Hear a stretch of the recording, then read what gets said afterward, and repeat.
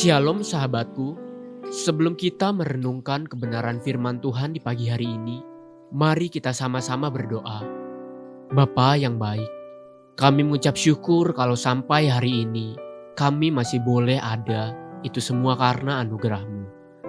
Bapa, kuasai hati dan pikiran kami, agar kami boleh diajar melalui kebenaran firman-Mu di pagi hari ini. Pimpin setiap kami ya Bapa. Haleluya. Amin.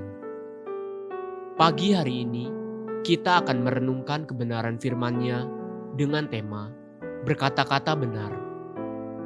Mari kita buka Alkitab di dalam kitab Maleakhi 2, ayat yang ke-6 sampai yang ke-7. Pengajaran yang benar ada dalam mulutnya, dan kecurangan tidak terdapat pada bibirnya. Dalam damai sejahtera dan kejujuran ia mengikuti aku, dan banyak orang dibuatnya berbalik daripada kesalahan.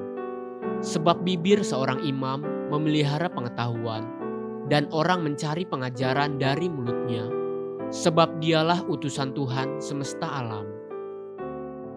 Pada zaman Maleakhi, firman Tuhan berkata-kata dengan tegas menentang para imam, para hamba-hamba Tuhan. Keberatan hati Tuhan terangkum di dalam ayat-ayat yang baru saja kita dengarkan tadi. Sebab di dalam mulut hamba-hamba Tuhan tidak ditemukan seperti yang Tuhan katakan lewat Nabi Maleakhi. Sebab apabila seseorang sungguh mengikuti Tuhan dengan benar, maka pengajaran yang benar akan ada di dalam mulutnya, dan kecurangan tidak terdapat pada bibirnya. Sebab di dalam damai sejahtera dan kejujuran, ia akan mengikuti Tuhan, dan banyak orang dibuatnya berbalik daripada kesalahan. Jadi sederhananya, seorang imam, seorang hamba Tuhan, atau anak Tuhan seperti semua kita, apabila kita sungguh-sungguh mengikuti Tuhan dengan benar, maka pengajaran yang benarlah yang akan keluar dari mulut kita, dan itu hanya akan terjadi sebab kecurangan tidak akan ditemukan di dalam bibir kita. Inilah satu tantangan yang tidak mudah untuk dilakukan oleh seorang hamba Tuhan. Berkata jujur, berkata apa adanya, tidak memihak dan tidak mencari muka. Ketika kita berani melakukan hal demikian, pasti ada pihak yang dikecewakan, akan ada protes dari pihak-pihak yang merasa tidak dibela. Sebagai hamba Tuhan, terkadang saya harus menengahi permasalahan dari dua orang yang berselisih paham.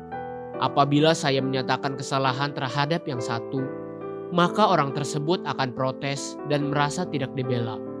Apalagi dia merasa lebih dekat dan sudah berjasa terhadap pelayanan. Lalu apa sikap saya sebagai seorang hamba Tuhan?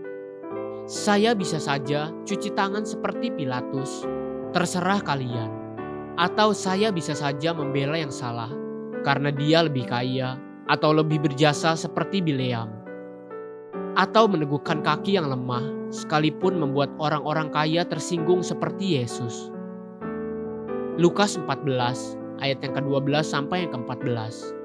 Dan Yesus berkata juga kepada orang yang mengundang dia, apabila engkau mengadakan perjamuan siang atau perjamuan malam, janganlah engkau mengundang sahabat-sahabatmu atau saudara-saudaramu atau kaum keluargamu atau tetangga-tetanggamu yang kaya, karena mereka akan membalasnya dengan mengundang engkau pula, dan dengan demikian engkau mendapat balasnya.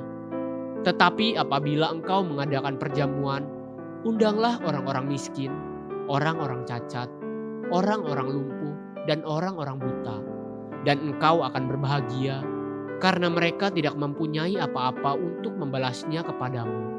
Sebab engkau akan mendapat balasnya pada hari kebangkitan orang-orang benar. Kejujuran kita untuk berani berkata-kata benar akan tersingkap ketika kita berada di persimpangan jalan. At the crossroad, pilihlah untuk berkata-kata benar. Haleluya. Sahabatku, mari kita sama-sama berdoa. Tuhan, beri aku hati yang tulus, agar aku selalu dapat berlaku benar dan berkata-kata jujur. Amin. Jesus loves you, and so do I.